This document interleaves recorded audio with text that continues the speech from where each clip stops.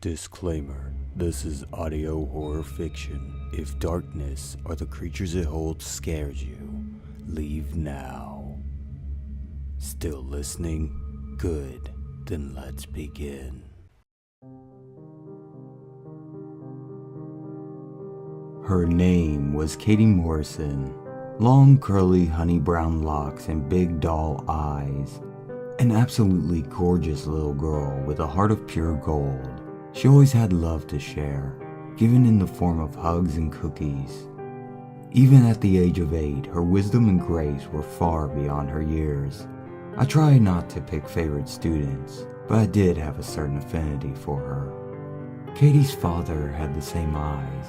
I first heard of their situation during the school's open house. The Morrisons visited my 2nd grade classroom, Katie ready to show off her popsicle stick art. Expecting to see a few more in the family, I was surprised to only see the girl and her father. While Katie spoke to a few friends, Mr. Morrison came to talk to me.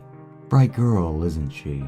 I nodded, explaining how well she had been doing in my class. It seemed as though he clung to my every word, so proud of his daughter. You know, I was a bit worried when she first came to school this year. Her mother passed away when she was 4, but it's only recently been pretty hard on Katie. She's been quite distant and even a little forgetful. Despite the circumstances, you've done an excellent job with her. I warmly thanked him. To be frank, Mr. Morrison was an attractive and eloquent man, someone that I really didn't mind getting compliments from. I waved at Katie, calling her to come over and show him some of the amazing art she had been working on.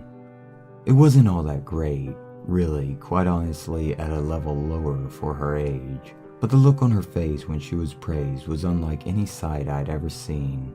So thankful and sweet, as though her personality was mirrored perfectly through her looks, she began to flip through her portfolio. A picture of her and her dad playing tag outside. A picture of her and her dad playing hide and seek. A picture of a woman and a man. Mr. Morrison's blank facial expression slightly darkened. He made a show of furrowing his brow and checking his watch. Oh, that's too bad. I'm so terribly sorry, but it's Wednesday and we might be late to our service at church. I wouldn't want to miss tonight. We're going to have a guest speaker talking about family. Thank you very much for all you've done for Katie and letting me experience her awesome work. Katie gave her father a look I still could not decipher to this day. Perhaps it was disappointment, confusion, or maybe even annoyance. He quickly ushered Katie out of my classroom and they were on their way. I continued to speak to parents throughout the night, showing off what the students had been doing during class and complimenting their children. At the end of the program, I cleaned up and drove back to my apartment. A week later, her body was found behind the dumpster at the local Walmart. Already deep into the first stages of decay, the girl was discovered 7 days after her murder. The cause of death was blunt force trauma by a rock, despite her being stabbed 83 times. Katie Morrison was wearing the same outfit as she had when she had showed off her popsicle art at the open house. Except her name wasn't Katie.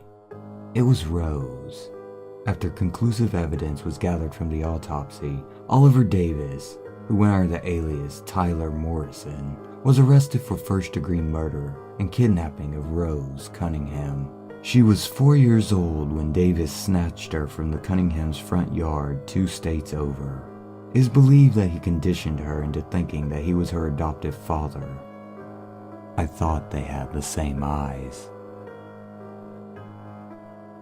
Thank you all so much for listening. If you enjoyed this story, make sure to leave a like and subscribe and share to help feed the dark machine.